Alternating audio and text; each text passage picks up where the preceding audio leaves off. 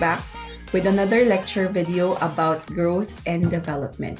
So first thing we have to know is the difference between growth and development. When we talk about growth, this means we have an increase in size or physical maturation. It has something to do how the body changes physically in its anatomy. Well, when we talk about development, it means increase in function of processes related to the body and mind. So we term this as physiologic maturation. We talk about how one functions and how it matures. So we'll give you more example later on. Now, one thing that we need to know about growth and development is that there are principles that governs this growth and development.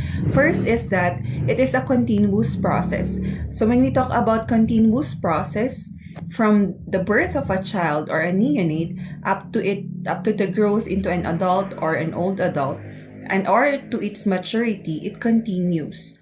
If it will stop in its growth and development, meaning there's something wrong, because from birth until we die, growth and development will continue.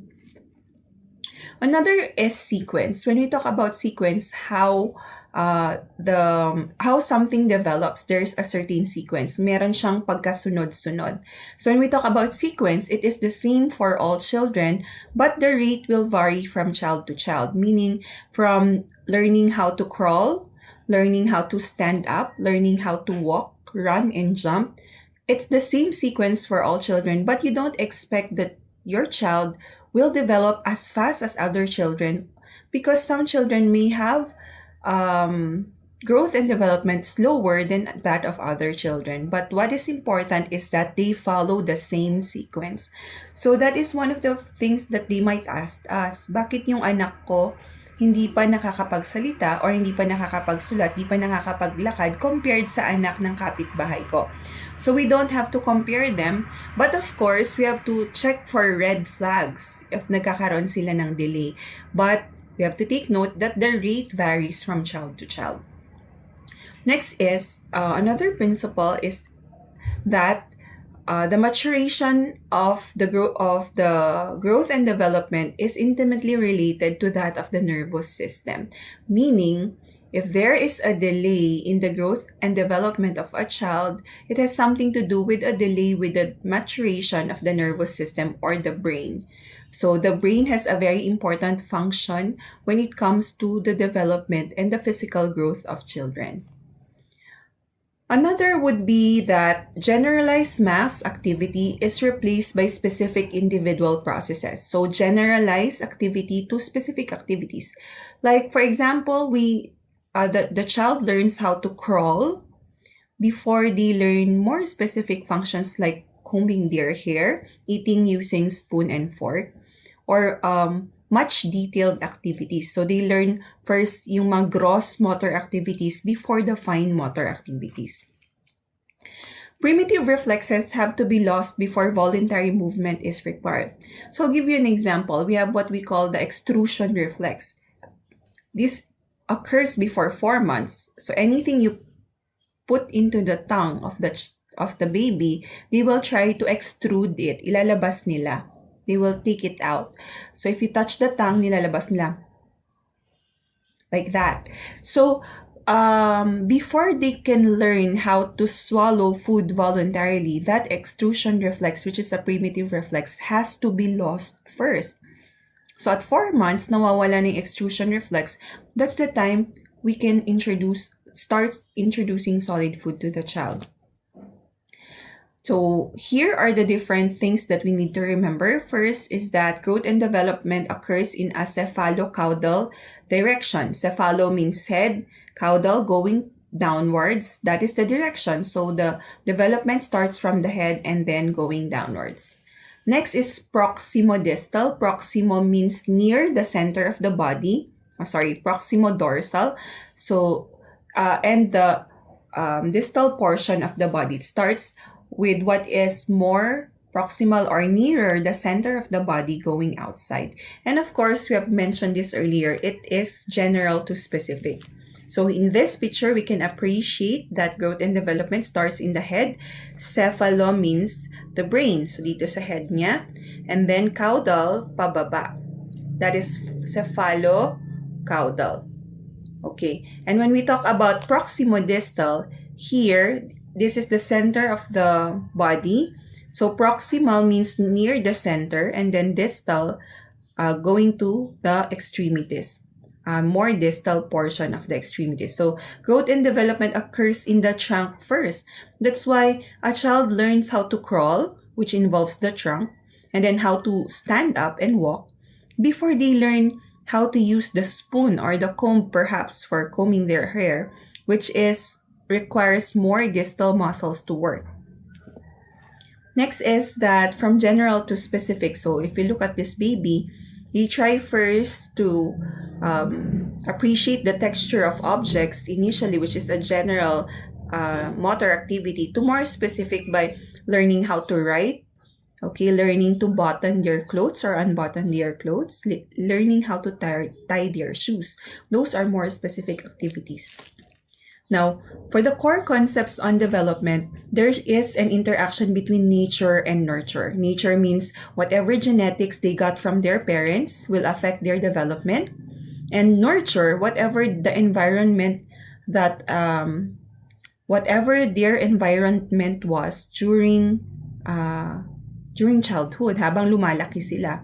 Kaya nature and nurture. So, for example, nature, may sakit or merong namamanang sakit ang magulang nila at namana nila dahil yan sa nature. But for example, because of an exposure to their environment at may nakuha silang sakit, that is nurture because that is brought about by the current environment of the child as they are growing up. Next is that development can also be influenced by culture and reflected in the child-rearing beliefs and practices. So it's very important to take note of this. It's really affected by culture. Children are active participants in their own development, meaning that it's not purely because of nature or nurture, but of course, we have to take note that children have their own choices. So active participation about their development is also affected or is also one of the factors that we have to consider. Human relationships and its effects are the building blocks of health development.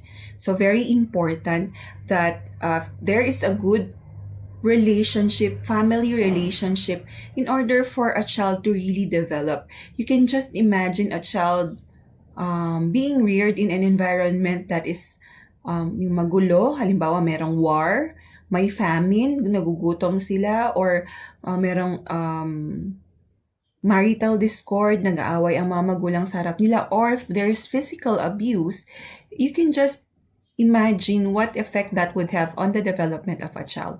So, but of course, even if these are present, interventions that are being given, especially if early on, can help alter the development of children. Alright, so what are the factors affecting growth and development? First, here we have genetics. So they have to take note that certain hereditary factor influences the body formation. Example, if your mother or parents are tall, then we have to expect a tall offspring. If pango ang ilong ng magulang, then anong expect natin? Magiging pango din ang ilong ng anak nila. So sometimes it's not possible to prevent genetic factors, but we have to take necessary care. Kaya meron na tayong mga certain diagnostic tests in order for us to be able to determine if a certain child has a congenital anomaly. So we call that congenital anomaly scan. Next factor is nutritional. So the nutritional deficiency considerably retards physical growth. What if there is marasmus, there is carbohydrate deficiency, protein deficiency, or deficiency in fat. So there will have an effect. Remember, malnourished mother will produce babies with intrauterine growth retardation. The mother is very malnourished, then the baby will not have enough source of nutrients as well. So we have to take note of that factor. Third is socioeconomic condition. For example, there is poor sanitary condition, parasitic morbidity, poor housing, stressful family. So what will be the effect on the growing up child? Magiging mahirap din ang paglaki niya. Okay, what are other factors that we have to take note? We have what we call your socioeconomic factors, environmental and seasonal factors. So physical, psychological, social, and cultural factors and harvest seasons have a positive effect over growth and development. Another is chronic diseases. So yung mga untreated diseases such as yung mga cardiac disorder, lung disorder, liver, etc. will seriously impair growth and development. So like an example would be epilepsy. I have a nephew who has epilepsy. That is a chronic disease. So he's been having seizures all the time. Now, did it affect the growth and development of my nephew? Yes, so not only physically but also mentally. He cannot say already what he wants. So all his needs are anticipated. Inaalagaan siya ng panganay kong kapatid. And really, it's very important to take note of this. It really affects the growth and development of children. And lastly, emotional and cultural. If you have a traumatic experience during childhood or you have an unstable family, may sibling jealousy or namatay ang magulang, that is really will give emotional effect to the growth and development of the child as well. Okay, and of course, intrauterine. Whatever occurs intrauterine will affect the child. We have what we call teratogenic drugs. What do we mean by teratogenic drugs? Ibig sabihin nito, pag meron tayong mga nainom na gamot, these drugs can also affect the baby even if they are still inside the uterus. So we call that intrauterine effects. And of course, growth potentials, we have this, meaning there are different growth potentials in each children, which is unique. So now we talk about the 5 main skill areas, and these main skill areas are areas that we have to monitor in growing up children. So ito yung matitignan natin for us to check if there are red flags, if there are delays in the physical development or in the cognitive development, motor, or cortex growth. So first is visual and motor, eye and hand coordination. So that's an example of visual and motor. Next is language. At what age can a child speak? How many words can they speak at that specific age? And kailan ba siya normal? Of course, motor skills, from gross motor development, from crawling to standing up to walking to running. We really have to check on that. Next is social. When we say social, first we start with how they play with one another. So playtime, anong specific play for each of the stages. And of course, adaptive skill areas. So we're going to talk about this one by one. So when we talk about assessment based on the acquisition of milestone occurring sequentially and a specific rate, you have to take note that each skill area has a spectrum of normal or abnormal. Of course, I have mentioned earlier that nagkakaroon sila ng different rate in the development, but there is of course an spectrum that we have to consider if it is still normal or abnormal na. And abnormal development in one area, take note, increases the likelihood of abnormality in another. Example, if a child cannot speak well or is delayed in speech, we can check for other abnormality in other areas, such as there might be problem also in hearing, and since there is a problem in speech, the child cannot communicate what his needs are. Therefore, he can also not communicate or cannot really easily go through one developmental milestone to the other. Developmental diagnosis is a functional description or classification, and it does not specify an etiology.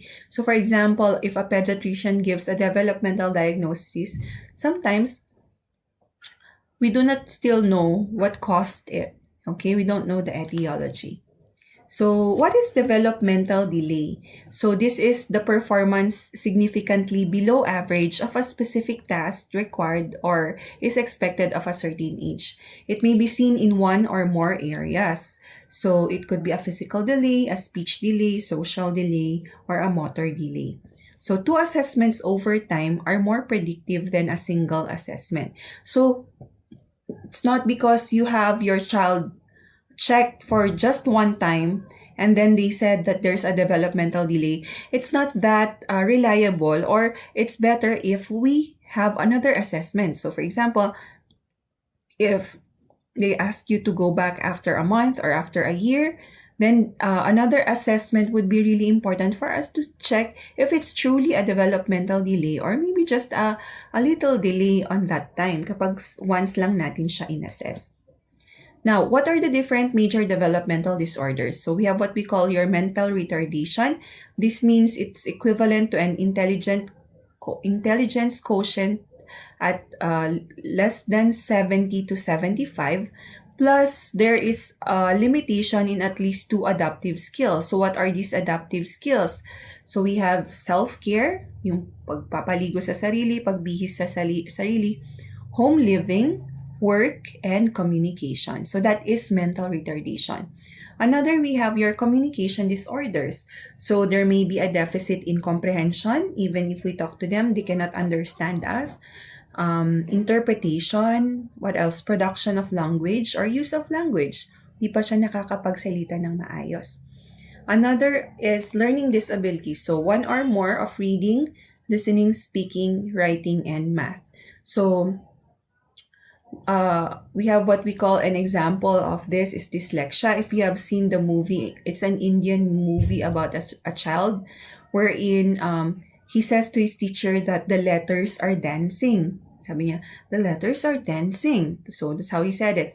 And when we talk about this, it's a form of learning disability that sometimes, if not diagnosed, it may cause a traumatic experience to the child, because some teachers may say, even the parents may say that the child is being stubborn and not trying to learn or does not want to learn. But in fact, there is a disability. So we have to really see the red flags for this.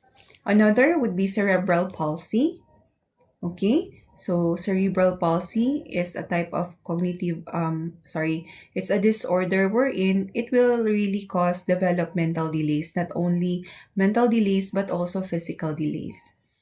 Attention deficit hyperactivity disorder. So ito yung tinatawag nating ADHD. This is characterized by impulsivity, hyperactivity, and inattentiveness. For example, may bata, very hyperactive siya, very short ang attention span. If you're going to ask them to answer an exam, so sasagutan niya yung sa kanya, tapos pupunta siya sa katabi niya, papakialaman pa niya yung papel ng katabi niya, tapos kung saan-saan siya tumitingin, kung meron lang siya marinig, yun ang titingnan niya. So that's ADHD. And of course, autism spectrum disorders. So this autism, ito yung sinasabi nilang parang may sarili silang mundo. There is very poor social interaction or poor eye-to-eye contact as well. So these are major developmental disorders that we have to consider. Now, of course, we have to perform a medical evaluation. Kailangan natin siyang i-check. And first thing that you need to assess is a thorough history and physical assessment. Ano ba dapat ang gagawin ng doktor or ng isang nurse or ng isang midwife?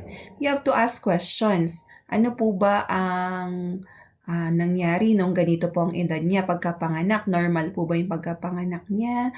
Nagkaroon po ba kayo ng problema noon? Ano pong napansin niya habang lumalaki po siya? Nagagawa po ba niya ng kung anong edad po niya? Kailan siya natuto maglakad? Okay, so you have to do history. After doing the history, of course, you have to assess physically the child as well. Now, there is what we call developmental testing. So, we check for age-appropriate motor, visual, cognitive, language, behavioral, and learning. So, ginagamitan natin siya ng isang screening tool which we call the Denver 2 Developmental Assessment. So, it is screening the apparently normal child between age 0 to 6. So, it is suggested that every time na nag-visit ang child for a checkup, this will be assessed. So, it will allow the doctor to identify possible delay and need further evaluation for definitive diagnosis. It will also check yung gross motor, fine motor, language, personal and social development of the child. And if an infant, for example, is born less than 38 weeks gestation or yung tinatawag nating prematurity, premature siya nung pinanganak. Before doing the medical evaluation, you have to make sure that this age is corrected. Ibig sabihin, correct age of prematurity up to age to 2 years should be considered.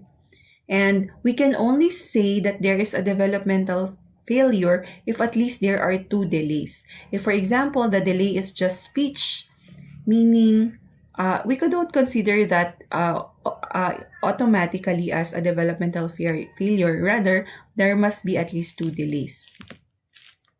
Now, we were talking about the Denver 2 developmental assessment. So as we can see here, these are the things that can be used for assessing the the developmental assessment. So there's a rattle, meron tayong building blocks, there's a yarn, okay, a doll, a bell. So anything that could assess the development of the child is present in this developmental assessment tool, which we call the Denver 2 developmental assessment. So the periods of growth and development, we have here the different growth periods and what is the equivalent age. So when we say prenatal, before birth. Okay, so that is 0 to 280 days. Ibig sabihin, nasa loob pa siya ng sinapupunan or the uterus. So the ovum is 0 to 14 days. Take note, itong ovum, this is the union of an egg cell and a sperm cell. So after that, if it will develop into more cells, until such time we will call that an embryo. So from 14 days to 9 weeks age of gestation. And kailan natin siya tatawaging fetus? Fetus is from 9 weeks of age until birth. We call that fetus. Early fetal life is during the 2nd trimester and late fetal life during the 3rd trimester. And of course, birth will occur with an average of 280 days in the uterus. So postnatal, post means after, natal, birth. So we call a child infant from birth up to 2 years of age. Now, it's called a neonate from birth up to 28 days, or this is the first month of a child. So we call that neonate. Next, we have what we call toddler. So, pag sinabi natin toddler, 2 years old, kaya tinatawag natin terrible 2. Terrible because a toddler, sobrang gulo niyan. Takbo ng takbo, sigaw ng sigaw, nagpapahabol. So, that's what we call toddler. So, pag tinawag naman natin siyang preschooler, 3 to 6 years old na siya. Okay, they start school already. For school age, 6 to 12 years old. Please take note of these ages because you have to really understand. And we can call them adolescents during their teenage years. So 12 to 20 years old. Young adult is 20 to 40 years old. So karamihan sa atin, nasa young adult na. Yung iba nasa adolescents naman. And then middle adult from 40 to 60 years old. And of course, when we say old adult, tandaan nyo lang sila na yung mga seniors. 60 years old and above. Okay, so let's talk about the newborn period. As mentioned earlier, we call them neonates from the birth up to the 1st month of life or at 28 days. So marked physiologic transitions in all organ system occur. Imagine when they are still a fetus pa sila, nasa loob ng uterus, everything is provided to them by the mother. Their oxygen, the nutrients, basically everything. The lungs are not yet functioning, the liver, the kidneys are not yet functioning. So what happens is, upon birth, this will transition. These organs will have to transition physiologically, meaning they have to start to function already. And the infant learns to respond to many forms of external stimuli. So whatever stimuli are shown to them, they will have to learn how to respond to it. So another thing that we have to take note when learning about a newborn are the measurements. Doc, do we have to memorize this? Well, it's important for you to know the average measurement for a newborn. But of course, a mother who has just given birth will ask you, Ma'am, normal ba yung weight ng anak ko? Normal ba yung height ng anak ko? Diba? That they will be asking you that. And you have to know the normal or the average measurement. So, when we talk about the weight of the term newborn, ibig sabihin, mature, it's a 3.4 kilo or equivalent to 7.5 pound. Pag tinanong ano ba yung normal na length niya, so the answer would be 50 centimeter or 20 inches. And also for the head circumference, we have 35 centimeter or equivalent to 14 inches. Now, these parameters will have to be plotted on growth curves para makikita natin, di ba? For us, in the medical profession, we have what we call growth curves. But for parents, what they do, like for example, in a wall, di ba? At age 2 years old, mamarkahan nila ito yung height niya, age 3, and so on and so forth. So now, newborn, what you need to take note is, that's why I highlighted it in red color. The newborn weight will decrease by 10% below birth weight in the first week. So for example, if the child was born at 3 kilos, you have to expect that after 1 week, bababa yung timbang niya, that the weight will decrease. And some parents will be bothered by this. Dok, bakit ganon yung anak ko? Ganito pumayat, gumaan po siya. So we have to explain to them that really, it's normal for them to lose weight of at least 10% in the first week of life. So as a nurse, as a midwife, as a future doctor, you have to know that. Now, nutrition will improve as infants will learn to latch on and suck efficiently. Of course, they are adjusting, di ba? Parang dati nasa loob ka lang ng uterus, tapos ngayon, nasa labas ka na. You're in the outside world, di ba? Welcome to the outside world. So you have to adjust. So they have to learn how to provide for their own food, breathe their own oxygen. So once they learn how to suck efficiently or to latch effectively, then they will regain their weight back. So birth weight regains or exceeds at 2 weeks. So this is a picture showing us a medical professional doing measurements such as the length of the child from the top of the head to the foot. And then we have here the head circumference. Okay, now the next topic that we're going to talk about is a very nice topic. We call this your primitive reflexes and the developmental milestones. So when we see primitive reflexes, when we were born, we are born with reflexes because we do not our brain is not that matured or developed for us to know what to do. For example, if we touch a certain object, since our brain is so mature upon birth, premature rather, then this reflexes actually protects us. So if we touch a hot object, we have a reflex that will make us prevent burning of the specific portion na nakatouch. We also have what we call the blink reflex. If it's a baby and for example, they are not still able to perceive danger or see that something is coming, diba meron silang blink reflex. So we have what we call reflexes to protect us. And these developmental milestones, we're going to discuss them individually according to their motor development, social development, what else? Physical, okay, speech development, etc. So here, I just have a question as a certain scenario. So sabi niya, an infant can sit up with its back straight. So, nakakaupo na daw siya. Also started crawling. And has a pincer grasp. Ganito, pincer. Nakaka-pinch na siya, nakakakurot na siya. Okay? Kaya, di ba, minsan sinasabi, nangungurot ganito, kinukurot niya ako. Di naman nila sadya because that's a reflex that a child makes. So, they also play peek-a-boo. So, yung peek-a-boo, eat ba? Ganon. Eat, bulaga. Mga ganon na laro, di ba? That's called peek-a-boo. So, ang tanong, what age is most appropriate for this baby? So, these are questions for developmental milestones. Example of a question for developmental milestone that you might be asked during an exam. So, syempre, titignan mo, alam natin dapat ang pincer grasp, alam mo, nasa 9 months yan. Okay, can sit without support, nasa 7 months to 8 months yan. And then, started crawling, nasa 9 months na siya. Pero pag sinabi natin, please peek-a-boo, since alam natin na nasa 10 months ito, so our answer for this is 10 months old. Okay. Now, when we talk about primitive reflexes, they appear and disappear in sequence. Take note, there's a specific sequence and also during specific periods of development. So, I already gave you an example, yung extrusion reflex, yung iba nilalabas nila yung dila nila or kapag may nakatouch sa dila nila, nilalabas nila. You cannot teach them how to eat solid food if that's still the case. So, that has to be lost first before you teach them how to eat solid food.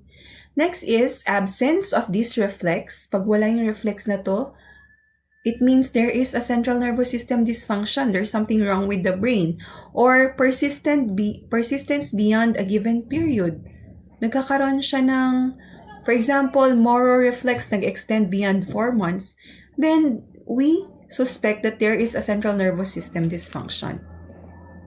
Now, this reflex is involuntary, meaning the child does not think about it, but they immediately perform it. Or it's automatic. Kaya nga siya reflex, di ba?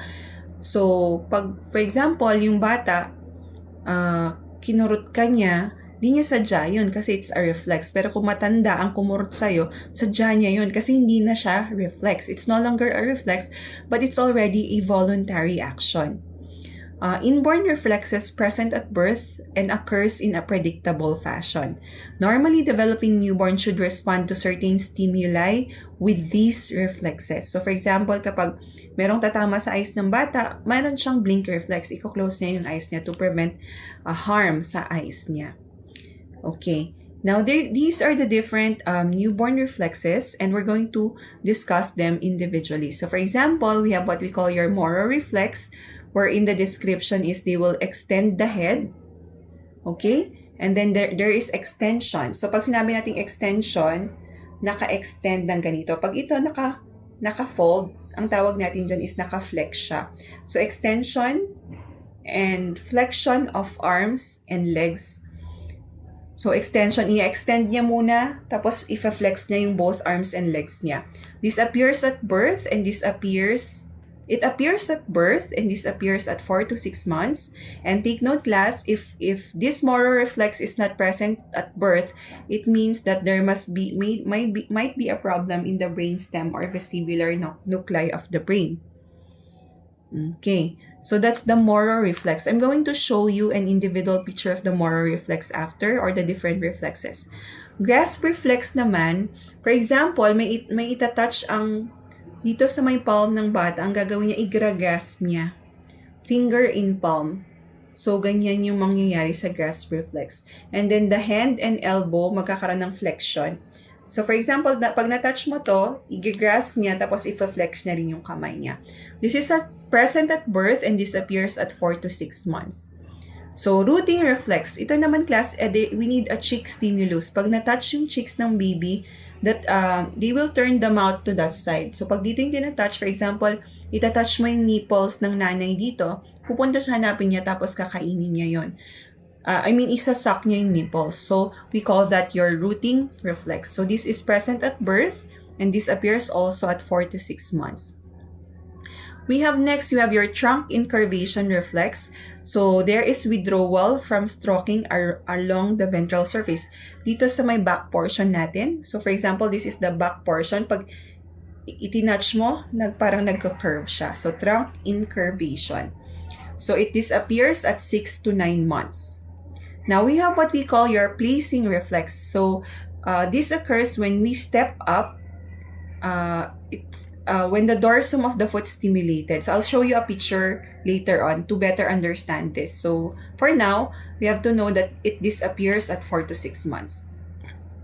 Next, we have your asymmetric tonic neck reflex. Asymmetric means hindi siya pantay. So, one portion is being flexed.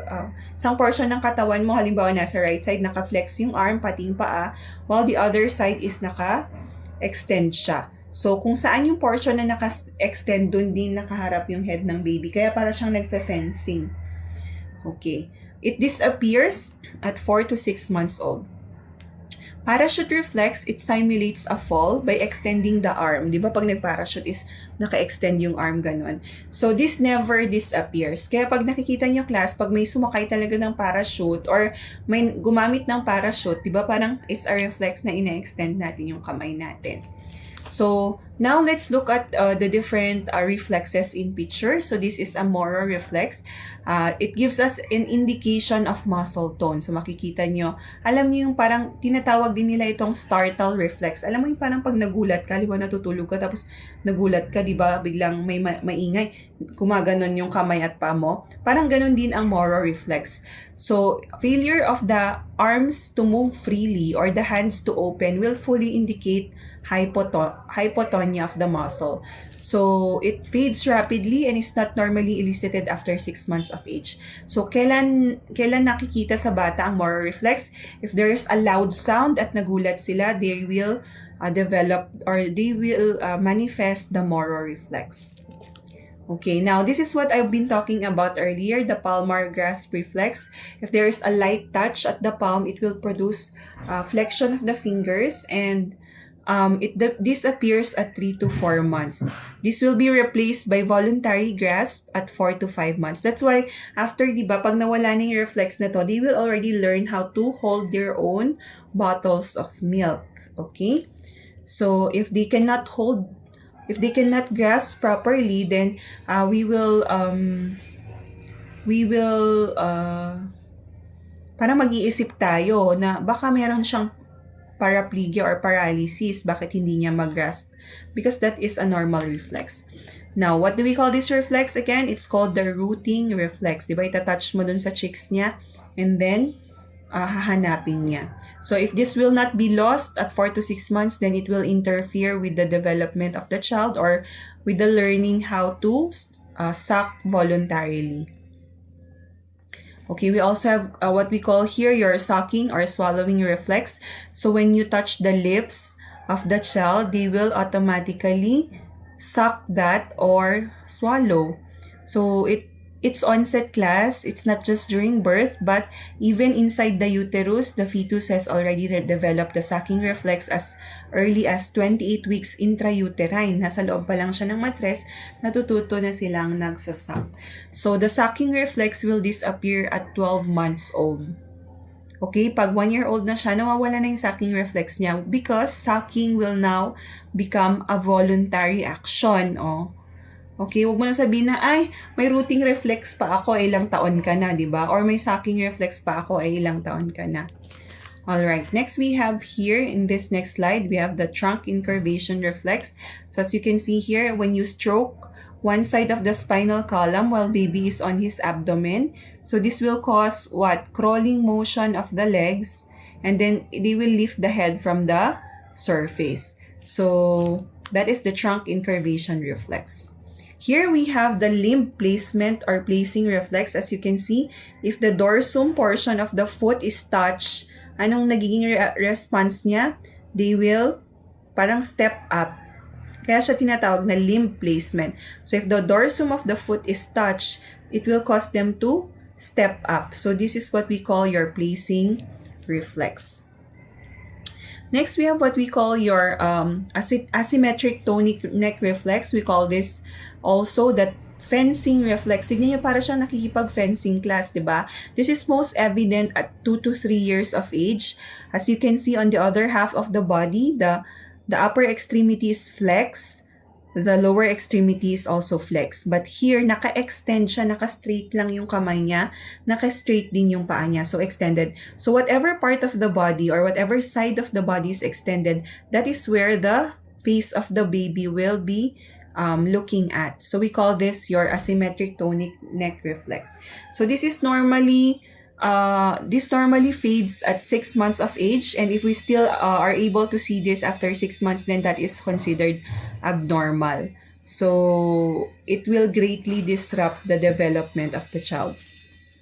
Okay, next we have what we call the parachute reflex. So as mentioned earlier, when we feel like mahuhulog tayo, what we do is we extend our arms and the lower extremities. So we call that your parachute reflex. So next we have the BABINSKI'S reflex. This is very important. I want you to remember this properly. So the stimulus will be how are we going to stimulate it? For example, using a sharp object. So ito, gumamit siya ng susi. Could also be a ball pen or just a tip of a pencil. And then you're going to have a firm stroke firm, at least a little painful stroke along the lateral border of the sole to the feet dito. Stroke mo siya. So, the normal response would be like this. Okay, parang papasok yung, parang magfa-flex yung mga toes ng paa. Tapos magdidikit-dikit sila.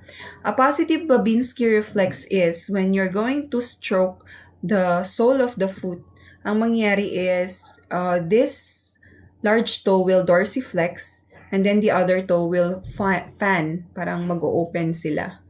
So, class, take note, this Babinski reflex is normal in 1-year-old, less than 1-year-old. Actually, approximately 9 to 10 months, it will begin to disappear. Take note, Doc, paano kapag sa adult nakita namin ito? If this is seen in an adult, that meaning there is a central nervous system dysfunction. Okay, there might be a stroke, baka na-stroke siya, baka may bleeding, and other possible causes. If there is a palmar grasp reflex class, we also have what we call your plantar grasp reflex. So, yung sole ng foot ng baby, pag lagyan mo rin siya ng stimulus, like for example, you apply pressure, it will also grasp that specific object. So, that's the plantar grasp reflex. In this case, yung thumb ng examiner ang pinapakita natin. We also have your walking or stepping reflex. So, para rin siyang step-up reflex, but it's a bit different. It's a bit different because when the sole of the foot is pressed against the mattress or the floor, the baby will try to walk. So, is this already voluntary? No. Sabi nga natin, it's still a reflex. So, sabi naman natin, oh, ang galing-galing ng baby natin, naglalakad na siya. But actually, it's just a reflex. They're still not able to walk voluntarily. It is still a reflex. It will disappear at around approximately 4 months of age. Okay. Next is we have what we call the LANDAU reflex. As we can see here, the child is in a horizontal suspension. Now the head will be extended while the legs and spine are extended as well, even the upper extremity. So it appears approximately 3 months, but at 1 year of age, it will begin to disappear.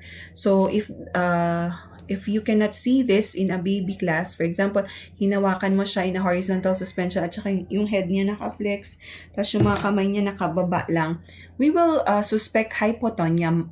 There is decreased muscle tone. Okay. Next, we have the doll's eye reflex. So we also call this oculocephalic reflex, right? So parang dun sa mga doll natin when we were younger, we have seen this there, diba? So this is there is a distinct time lag before the eyes move to a new position in keeping with the head position. So for example, diba yung mga dolls natin noon, kapag for example, i-move mo yung head nila doon is parang maiiwan mo yung eyes nila dito tapos saka siya pupunta ng ganon. So we call that the doll's eye reflex. So for example, another example, so nakatingin ako sa camera and then pag minove mo yung doll noon, diba ganyan muna siya? Saka siya susunod doon. So there is a little bit of a lag. So this is normal class upon birth, but within a week or two, it's expected already to disappear. And failure of this reflex to appear indicates a cerebral lesion. So this is normal naman. It's a reflex that can be seen normally in the first 2 weeks of birth. Oh, next, ito, we call this the gag reflex, diba? If we touch the posterior portion of the tongue, nagagag sila, parang nasusuka sila, parang ganon.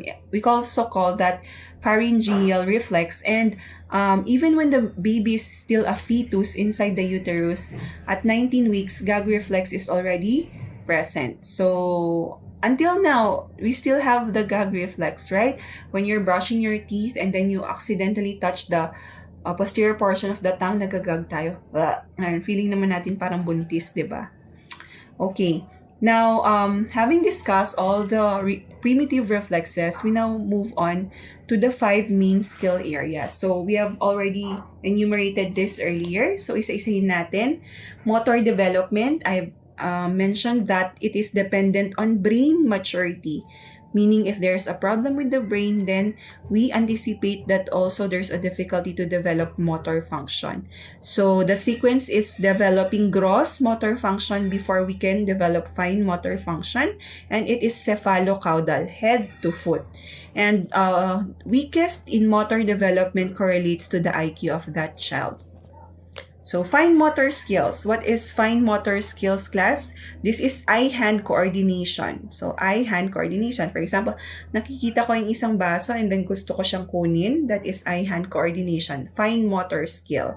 Or halimbawa, may hawak akong comb, tapos titignan ko sa mirror kung anong susuklayin ko. That is eye-hand coordination. Fine motor skills. And the sequence is proximal to distal. Okay. Now, in fine motor, what works is that of your small muscles. Saan ba nakikita yung small muscles? Sa hand. Can you imagine, class, sa hand, there are 20 muscles. It's just in the hand. Because, why? Ba't ang dami? Because they are small muscles and they each have a name. Next, it is related to self-help skills. Sabi ko, how you button the shirt, unbutton your shirt, tie your shoes, how you comb your hair, how you eat using your spoon and fork. Those are all self-help skills and are considered fine motor skills. The upper extremity and manipulative hand abilities like dress and play. So, we have different fine motor skills, class. Okay, so we'll just start with this. So, fine motor skills. At 3 months of age, what can a child do? They can the hands will open and then do a grasp. So it will start as a reflex, then eventually will develop as a voluntary action. At 4 months old, they can now reach for the object, diba? Hands open for grasps and then reach for the object. Pag na-reach na nila, at 5 months, they can transfer the object from one hand to the other. At 6 months, they can already hold the bottle voluntarily. At 9 months, pincer grasp. 12, turn the page of a book, and then 13, scribble. So, ulitin natin, di ba? Madali lang tandaan yan. Hands open grasp, reach for the object. Pag na-reach mo na, transfer it to the other hand. Pag marunong ka na mag-transfer, at 6 months, hold the bottle. And then 9 months, pincer grasp. 12, turn the pages of a book. And then 13, scribble. Okay. Punta naman tayo sa age. 2 years old. At 2 years old, they can make strokes. Diba? Strokes pa lang. And then tower of 7 cubes. At 3 years old, they can copy a circle.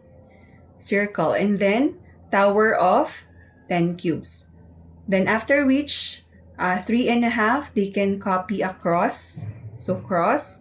4 years old, square. Copy a square, draw a man with 2 to 4 body parts. And then 5, copy a triangle.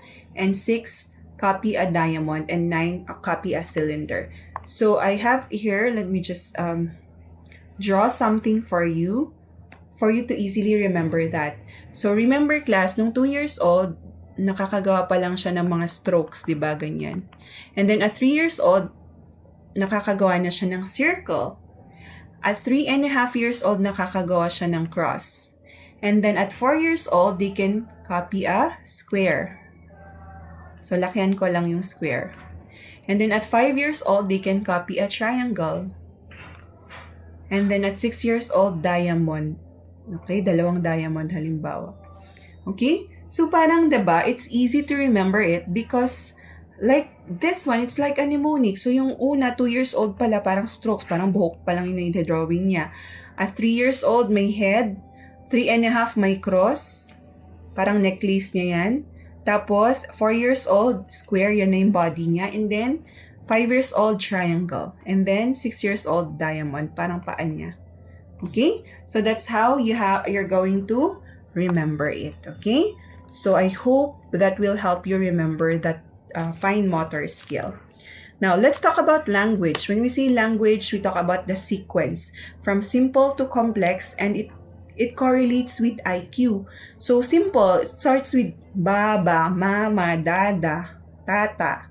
Diba? So, mom, we. So, those are the things that are simple language. And then, to more complex, yung daldal na nila, naikwento na nila lahat ng ginawa nila for the day. And it correlates with IQ.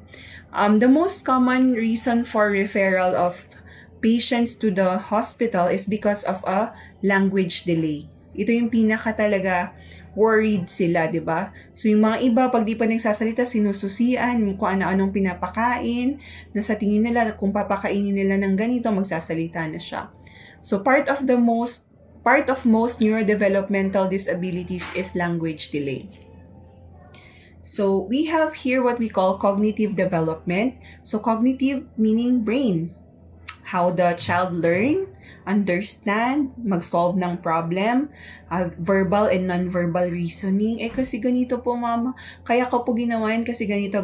So, other things like meeting daily living demands are part of cognitive development. So, here, for infant and toddlers, motor and language milestone ang kailangan natin bantayan kasi yan ang magiging apparent. We check the gross to fine motor development and the language development as well. For a preschool child, they start to learn about reasoning abilities. Kaya anong usual na question sa atin ng isang preschooler? Puro why.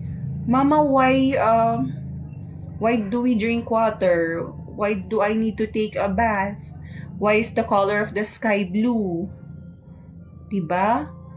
Mama, bakit? Mga ganun yung tanong nila. Why? Puro why. Yung mga tanong. So, dapat sagutin mo naman siya because that is where they learn their reasoning abilities. School-age child, ito na yung neuropsychological assessment. So, it's a deeper assessment of the cognitive function of the child.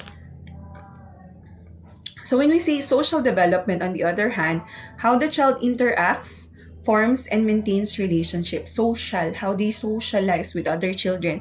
Do they play with other children? Normal ba yung play na ginagawa nila? And concerns would manifest behavioral problems. So nakikipag-away ba siya? Nananakit ba siya ng ibang bata? So those are the things that we need to ask. So, be knowing, physical early, hold your head up high. Ano pa? Social smile. So, nilagyan mo ng